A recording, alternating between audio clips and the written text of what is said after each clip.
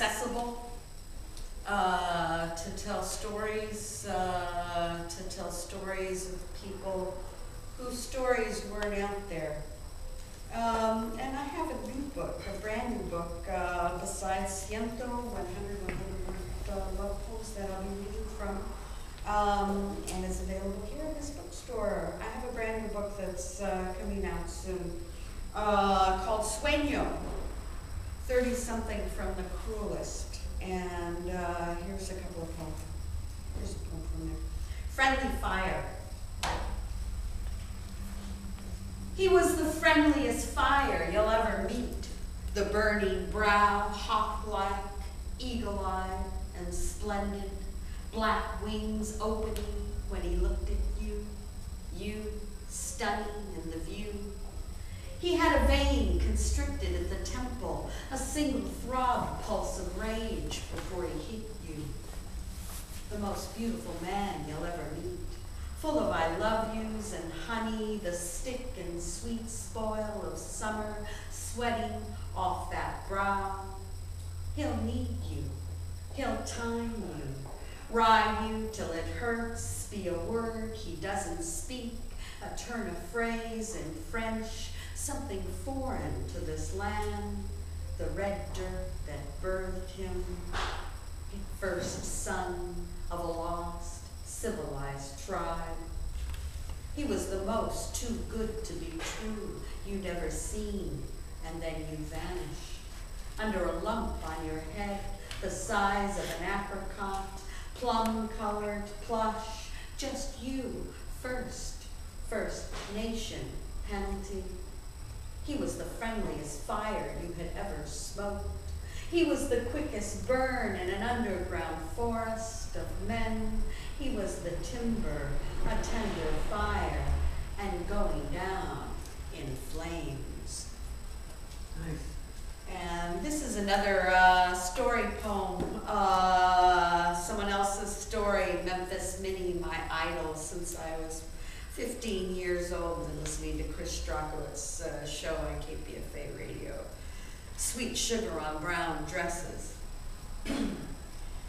Memphis Minnie stole the show, twanging and wailing on her electric guitar, making the trains sing through the blood of the dancers, their sewing machines stitching brown uniforms into souls through their steps, the dance taking the hand of sorrow for a spin.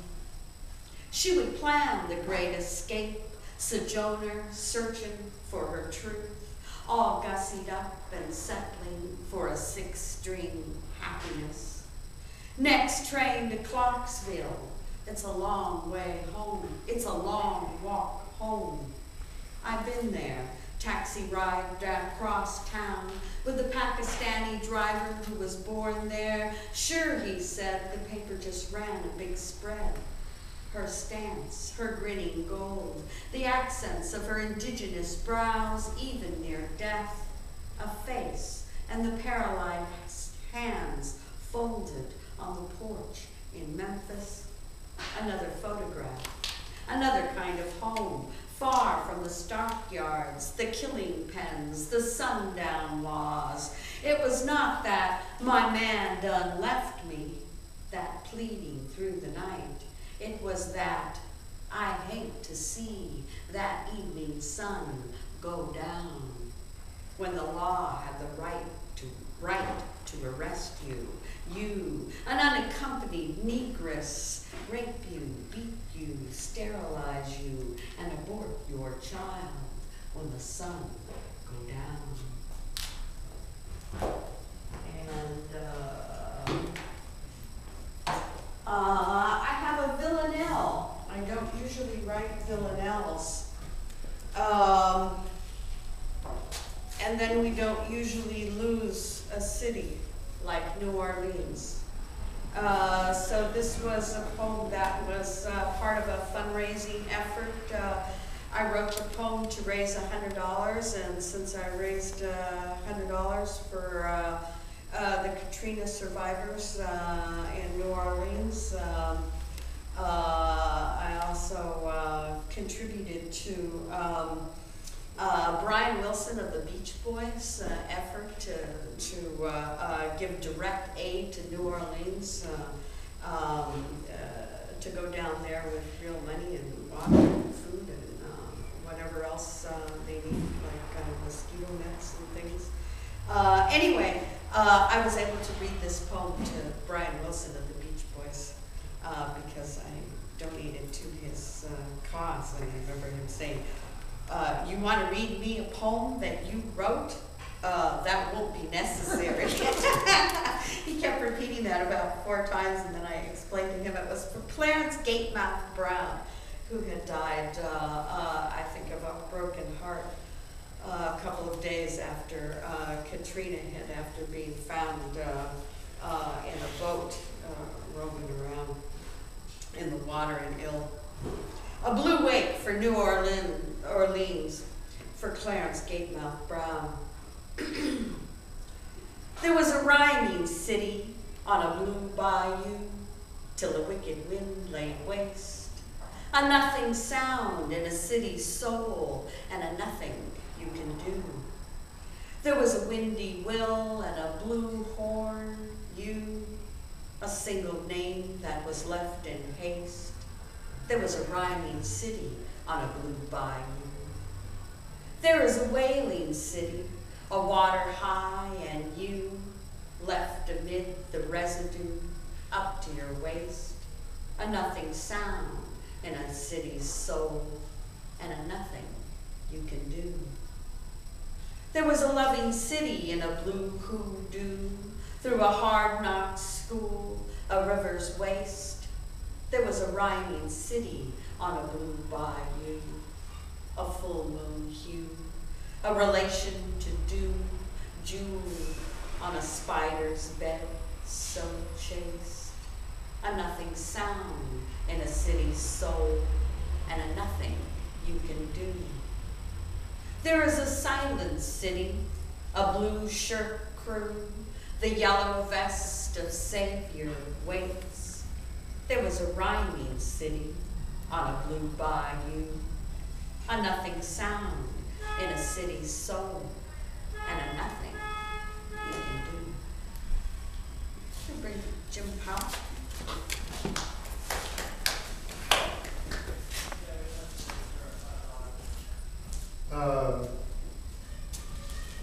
Substrate takes its title from a sequence of 25 poems with which it concludes that are concerned with the permanent elements in the cultural history of California, especially centered on Northern California. And the first poem in it is called The Painted Hemisphere. It refers to a tribe that lived on the Mimbres River in southwestern New Mexico from 4900 AD until about 1250 AD, and had an incredible and I think unquestionably world-class tradition of painted pottery, which is now scattered around various places in the United States, some of them in New Mexico. A painted history, a painted hemisphere. The Mimbres ancients buried family skeletons prone underneath their Pueblo household floors, with broad ceramic bowls inverted over skulls and interred eye sockets upward below their earthen domes. The inner face, a painted hemisphere of art for blind eternity.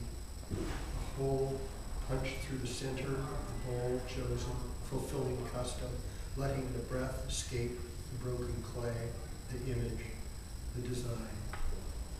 A lunar rabbit bends a quarter turn round this one's vacant middle.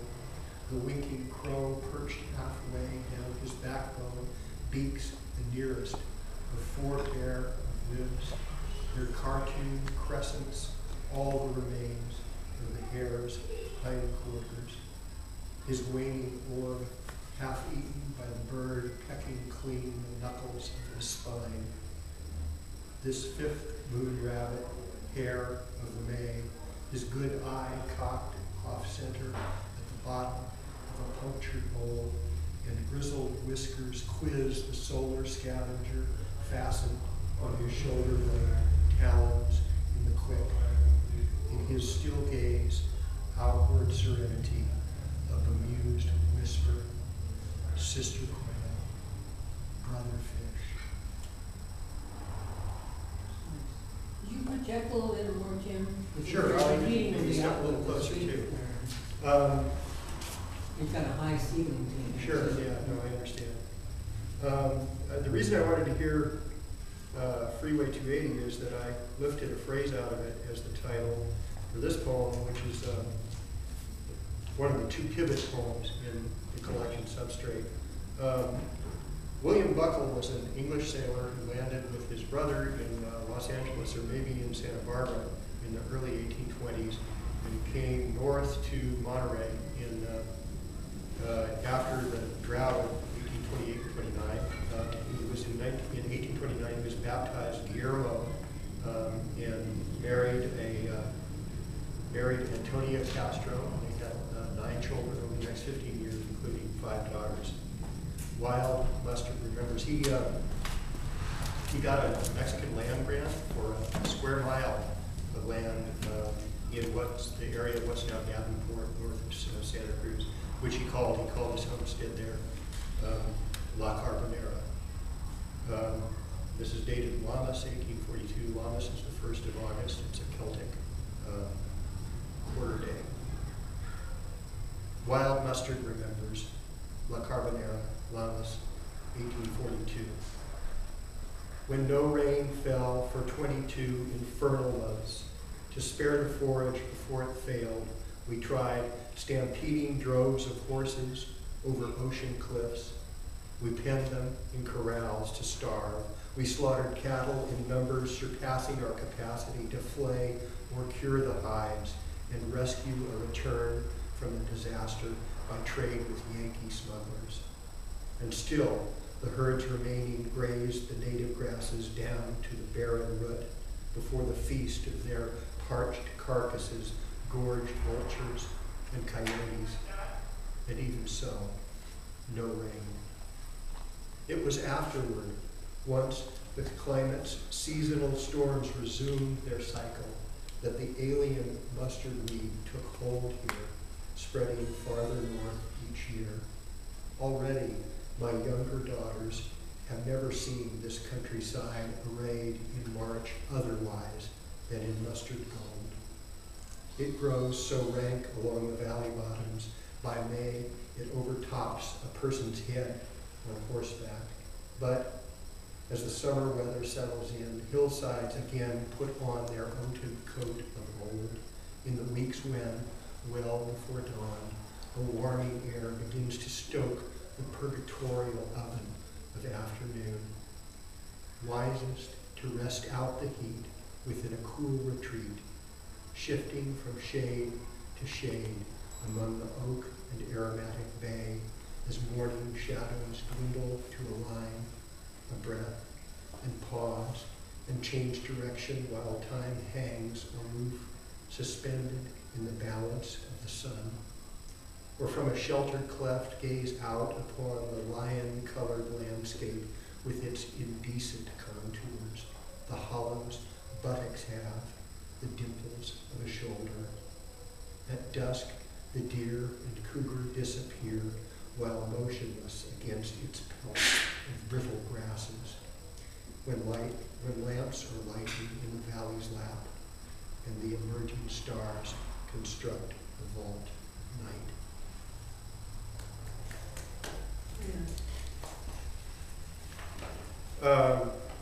This is called The Lances of Old Spain at San Pascual. San Pascual was the climactic battle between the Californios and the invading American forces in 1846, actually. It's the first poem that I wrote in Substrate. It came out of the amusement at looking around at we have about a dozen different eyewitness accounts of that battle. We have accounts from the California side, we have accounts from the American side, we have an account that originates with Native American, San Diegoino Native American who witnessed the battle. So we have a lot of versions of what went on, including two from Kit Carson. The Lances of Old Spain at San Pascual, December 6, 1846. With the vanguard of General Kearny's dragoons, frontier scout Kit Carson, genial cutthroat, collector of scalps, bearing down at a gallop on San Pascual, by an opportune tumble saved himself, his horse shot under him, and lived to tell how they erupted from the chaparral and charged the California Lancer cavalry, who fled pell-mell and drew them, doubled back, and cut their squads apart piecemeal like cattle at the Matanza, the razor reach of Spanish lances from another century too long for sabers and clubbed bayonets. Desert bedraggled army horsemanship no match for practical vaquero mastery of slaughter from horseback. Unscathed, almost, the Californians retired. Kearny lost 20 men and could not sit a horse himself for months. Of those in the first onslaught, only a few stragglers survived the brunt, the savvy scout among them. General Pico's victory altered nothing. Kearny was delayed a week in reaching San Diego. Old Alta California was still lost, or won, depending on the point of view. It was a backward country. The pennons prancing on the antique lance heads, the horsemanship that rivaled Tartary's, style in defeat. In a half generation, 2 years drought, and want of capital destroyed the herds and bankrupted the rancheros. I'll read one more poem having to do with history, and then pass it back to you. This is called Terms of Employment, and it's Bob Brotherton talking, and he's talking in Watsonville in the mid-1890s about events that took place 15, 20 years earlier. Terms of employment.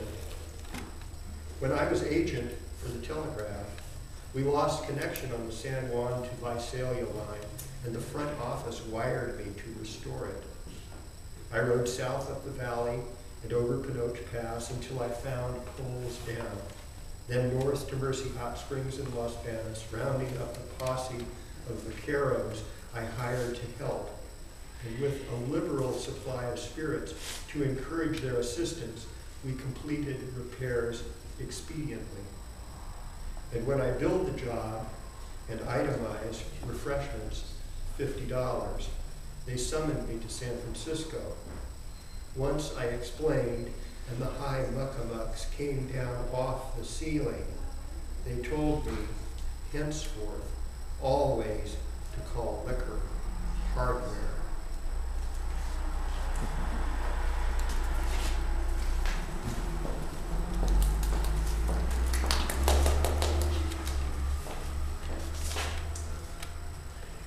Okay. I want to read a few poems from Ciento, 100 word love poems. What's your favorite number from 1 to 100? 9. 9.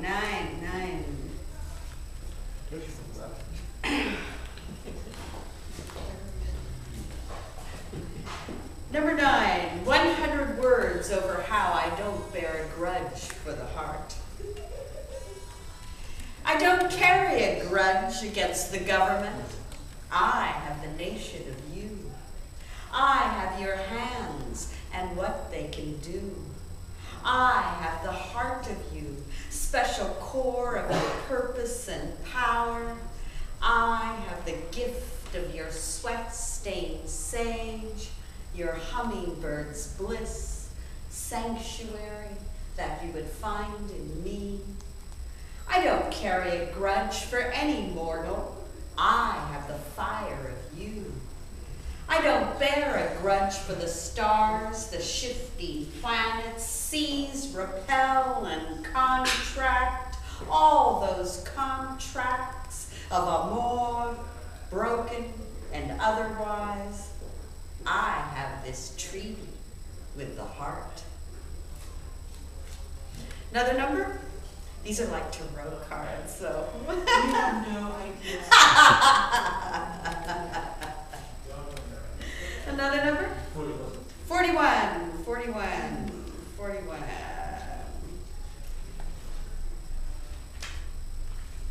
100 words for fire.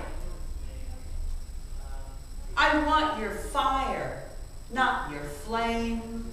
What cauterizes, what heals, what enriches the soil. I want the fire of you. What burns fine to your touch. What blazes in your gaze, the St. Elmo's fire of your dreaming, the ashes of your mea culpas. I want what evaporates hot tears, what transforms doubt into must. I want the sudden lick, the gulp of magic, tasseled sunsets all around. I want the molten core, the dynamo between your thighs, cauldron inside your eyes, alchemized. I want the wisest you, the wizened you, word wizard you, enchanting bolt of spell you. Another number? Favorite number, 1 to 100? 77. 77. 100 words to a noisy you. Man, I want you noisy. Noisy as a room full of squonking saxophones, noisier than a bagpipe convention in Glasgow. I want you to make some noise for me, because of me. I want you pealing and babbling in tongues. I want to toll you as I roll you, sound test you and check your mic. Baby, I want to crank it up to 100. I want us to keep the cats up all night. I want your heart on a Marshall amp. I want to bear all the bones of you down to bone. Let me hear your love. One more number? 58. 58. That's a good age, by the way. 100 words to the perception of you. I have this perception. You are who you are, been where you've been. I know. I know what anyone knows, short of nothing. I know birds return, not to me. I know what I feel, what hurts, the shape of you on top of me. Perception like me, once extinct, now an insurrection of knowledge. Now I percolate through dreams. You dream me into cloth, into your warmth beside you. Whatever sign do I need? So plainly, snow tracks, fallen cake crumbs for you, messages that pass through mountains, pass through diamond and mist, waves of missing you, particles of change. Thanks. I'm going to bring Jim back up one more time, and then we'll have our open mic monotone until we run out of time. Hey, welcome, Amy.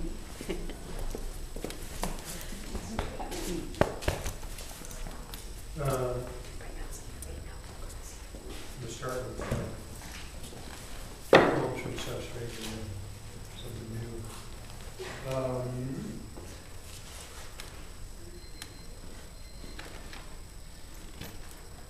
called Doxology. These are these are two poems for the occupied people. Doxology. Praise monsters if you mean to rise. Praise them that fatten on their neighbor's hunger, dividing each from each, and all from all, to make weak prey. They are above the law because they own the law. Praise monsters. Praise clear-cutters and strip-minders. Praise marketeers of poison and delusion, manufacturers of scarcity, and profiteers of famine. The earth is their inheritance to desecrate. Praise monsters. Praise the single eye that blazes atop the pyramid, where we keep our places by keeping down those underneath and rise by the betrayal of those who stand beside us. Praise servitude. Praise fear. Praise monsters. Last, praise the dust thrown in your eyes. Throw another fistful for yourself. Can't you see a brighter future glinting in the grime? Praise your gag and praise your blinders. Praise monsters. That's for the New York Times. And Time Magazine, NBC and ABC, and all those good people paid to lie. It's a very profitable business. It's like poisoning. This is called Pyramid Scheme. Chrome, old meat.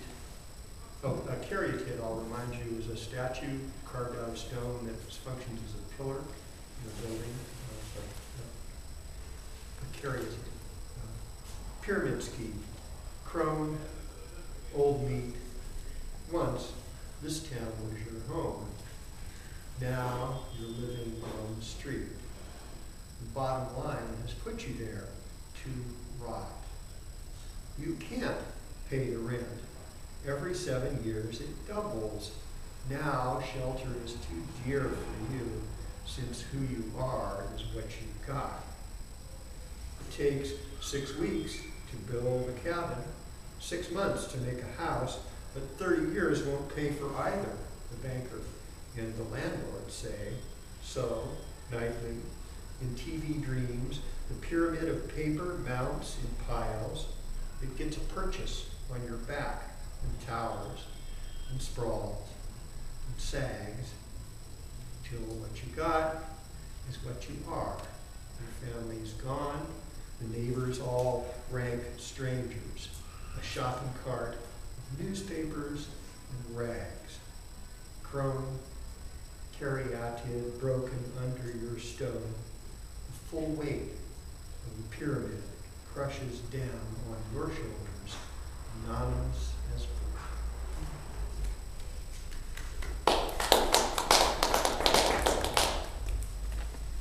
Sovereignty.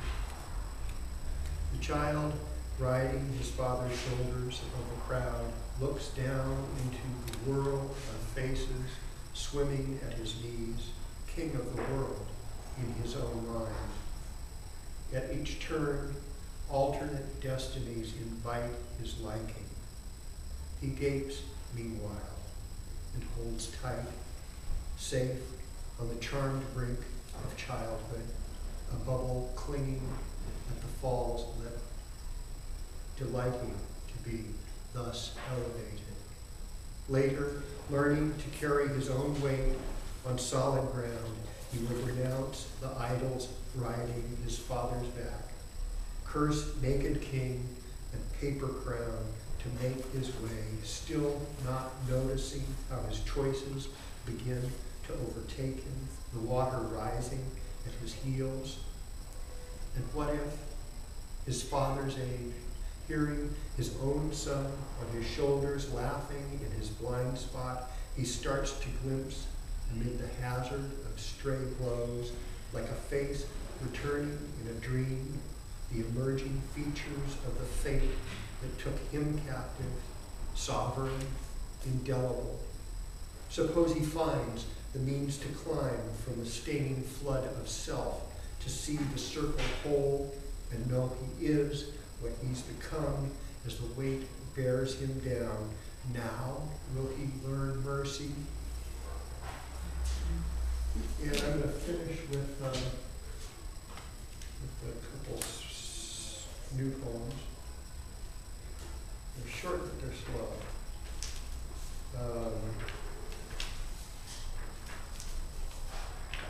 This is called The Hour. The hour. The old year ends in fear, as it began for many a man, met with curses, at reverses, or remorse completes its course.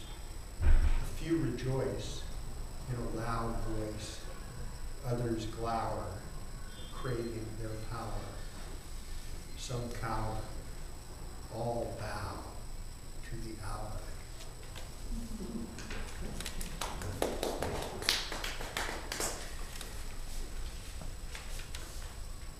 It's called a moor.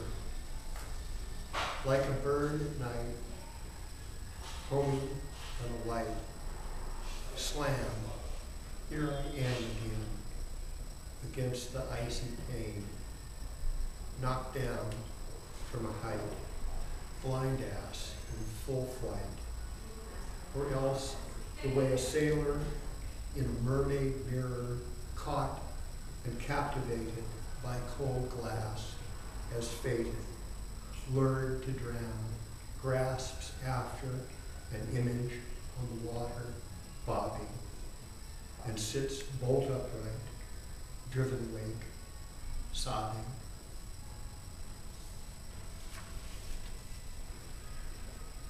Phases, like phases of the moon, phases of attitude, phases of mood, phases, sound asleep above the deep.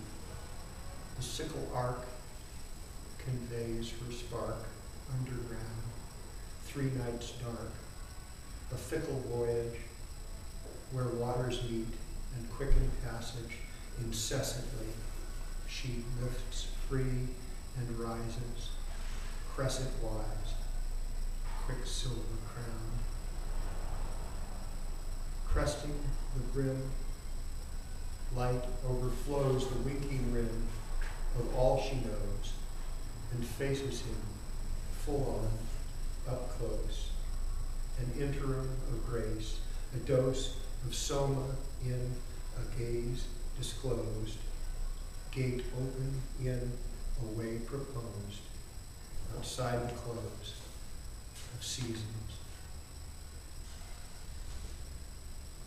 The moon upends her bowl of tears, the rains intend toll of fears. Too soon to spend, day disappears. She cannot mend the pouring years, or pretend her role unclear. The scroll ends, darkness nears. She will not hear of reasons. Full circle back to zero, shadow fills her bowl. Silt chokes a basin, and the fountain spilt its lace of pearls. A haven for her hidden face, drained of reflection, youth, stained. She returns to nil, distilling what she flees. Need coils a nest in lack, an ache of hungry seed to slip her clasp and spill, snaking from her fingers, sink to rest in soil and be still. One more. This is called Circumference. This bowl is the clay whose spinning orb escaped the pressure of her palms upward to take shape at the center of the wheel. A thumb plunged in, opened it up inside, fingertips curled the lip. Tried and purified, it passed through fire twice. This is the bowl she threw. The band of bone ash blue around the rim embraces and abolishes emptiness in calm. Brim it with piles of petals or spew. It contains them. Its circumference encloses yellow bile as well as roses. Stone-like in the hands with a granite ring, its moon silver inner round encompasses an end, beginning, and return. Thank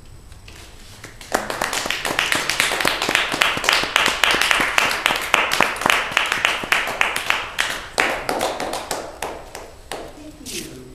Thank you. That was Jim Powell.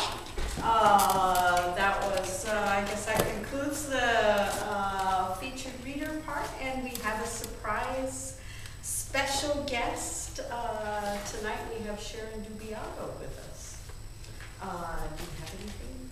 You have your book with you? That would be great. We also have Naomi Quinonez, who was originally asked to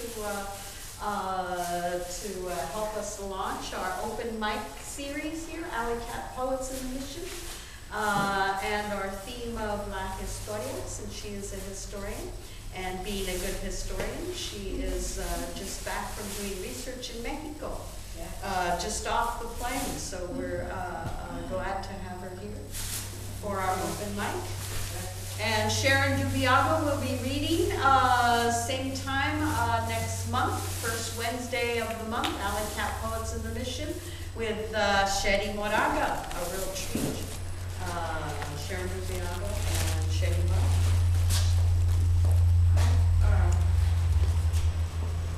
Stunned by that Juan Sabas poem. I grew up 4 miles from that battleground, and my current memoir I'm writing begins with that battle. And the boy on the front of my first big book, Hard Country, is a San Pasqual native.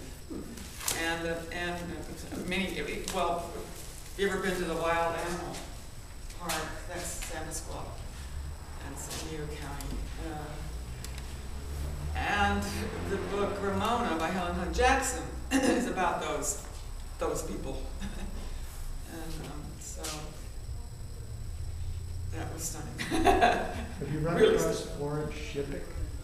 Yes, I certainly have. certainly. I haven't read the native account of that battle because generally it's accepted that California. The Americans lost that battle, but they also claim that it's what got us California. That's the last battle. You said that. That's it. And I thought I didn't bring the right book, so I can't read my opening, my memoir about being conceived in Redondo Beach. And so, history is a huge theme of mine. Maybe I will read Sally Hemings' Dress.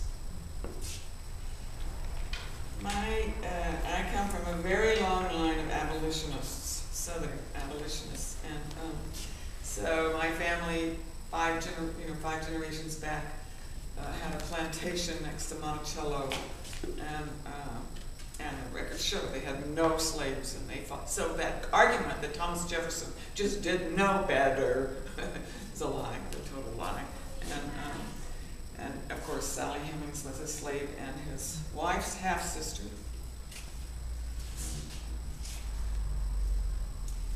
And that's this incredible art, series of art that was done in Charlottesville when this happened. And the DNA finally came in 2001, proving that in fact these folks were direct descendants of Thomas Jefferson. That just blew everyone, because they denied it. They denied it and denied it. All of the scholars, the University of Virginia, the preachers. Oh God, it's disgusting. Anyway, this is what happened when the DNA came in. Well, this is a poem. I mean, I love this photograph. Sally Hemings' dress. When I put on Sally Hemings' white dress, I found myself stepping up the highest building in Virginia. I pulled it off and draped it over the steeple's cross. When the sun rose, I was standing there naked, the father of my children. And when the sun set, I was the moon and all the stars, the father of my country. This doesn't mean I don't love Thomas Jefferson and his pants. Of course, only in heaven does he get to wear a dress. Here, even the president can only lie down on the bed, drape it over himself and sigh, what am I to do with this? When he puts the cigar in her vagina, the highest building in the land collapses brick by brick. The dress goes up in flames, semen of sunrise, noose strung from the oak around his neck, bloody cock in my bloody black mouth. But oh, moon, you rise again, virgin impenetrable, and I step through the sky in my beautiful dress, issuing forth all the Union and Confederate dead in theirs.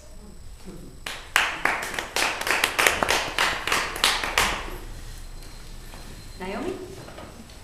Is that all? Well, history is, many times we think of history as part of the past, and history is right now. And thank you, Lorna, for making history by getting the series together at Alley Cat. Let's give her a hand for that. Looking forward to many more wonderful readings here. Yeah, just some exquisite poetry tonight. I'm very, very happy to be here. I'm sorry I had to get a little bit late and miss yours, but I shall catch up with you again. Okay, so I'll go ahead and read this particular poem because at this time, with what is going on in this country, this society, and we have these voices rising that are sexist, racist. We have the specter of the limbo comments. We have the judge sending out these hateful emails about Obama and his mother. We just have all of this ugliness that has not been like purged from this country. I don't know if it ever will be. That is back again. I wrote this actually maybe about a year ago when the Tea Party was actually spitting at, it was the end of a congressional session, and there were Tea Party members out there, and they were spitting and throwing things at the Liberal Congress. This was such a despicable thing. So I inspired this, called The Voices of the Old South. Definitely part of this country's history, and just in case we have forgotten about the segregation that was basically taken as normal for this country, we're being reminded of it right now. The voices of the Old South bellow in the new wind. The ghost of slave owners commandeer media, monitor the masses for hate. The Ku Klux Klan casts off its sheets and storms the streets of Washington. A body of white and bellicose in sweatpants and tennis shoes parades its scorn, spits in the face of reason, and marches to the legacy of the hate that ceded this nation's power. Centuries of Jim Crow, native genocides, continuous dispossession of Mexicans, and anti-immigrant sentiment, decades of indentured servitudes have carved harsh hearts, hardened the thin interiors of souls craving the violent controls of the past. What are you but a lynch mob in patriots' clothing, set out to hang the future by its neck, longing to leer with sweaty eyes at a social body swinging from a noose? March on, dwindling cadavers. Your threats to exterminate are pointless stagings of your fear, of new winds blowing louder and stronger with the voices of all people whose blood has nourished this land.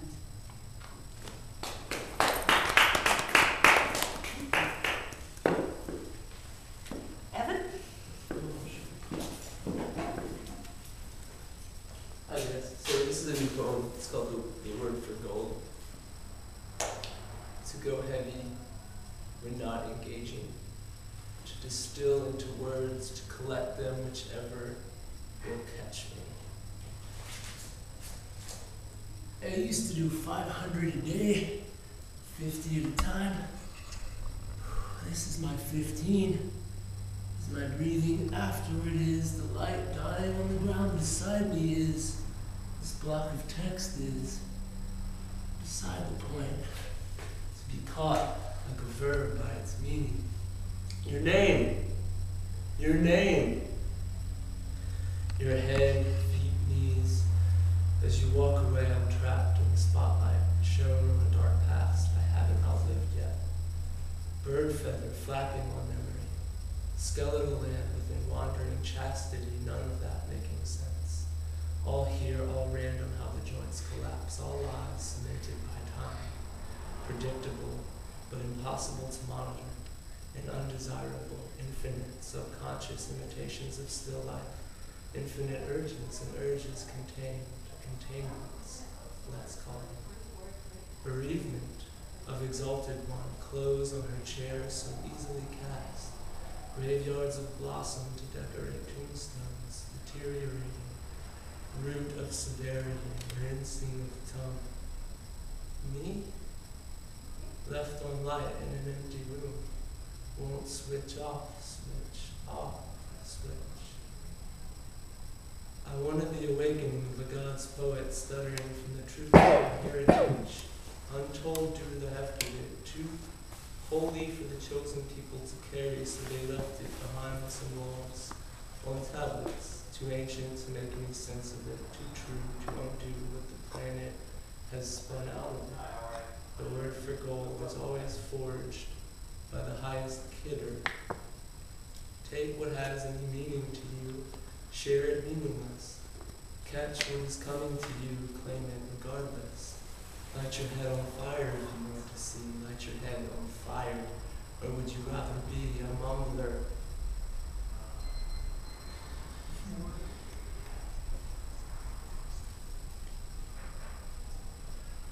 Crawl out of my comfortable gutter so decorated to disguise the amber guise of being confused by its uncanny way of having its way with me. Emptied one side of it, rubbing my eyes so dash with constancy, A-R-R-E. I am not too tired for the child on your arm and your care to offer a calm-centered look and an outstretched hand to stand on the edge and keep talking.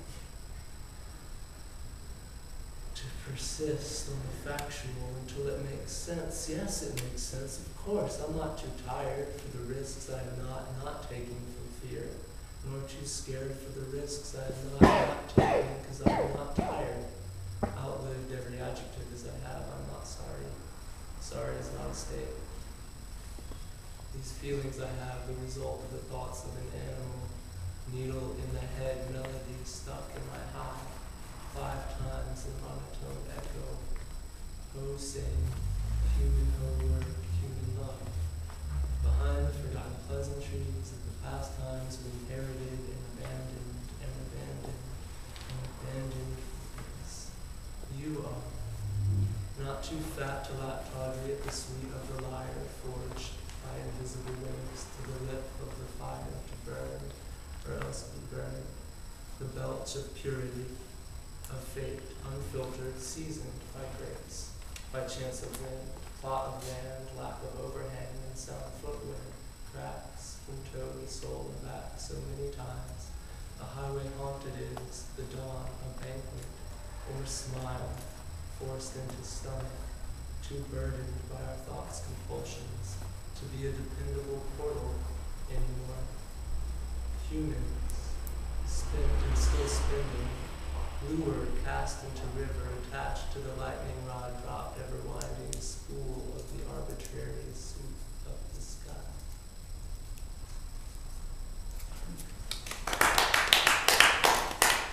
That was Evan Karp. Thank you. Would you like to read anything? Jennifer, right? Yes. Thank you.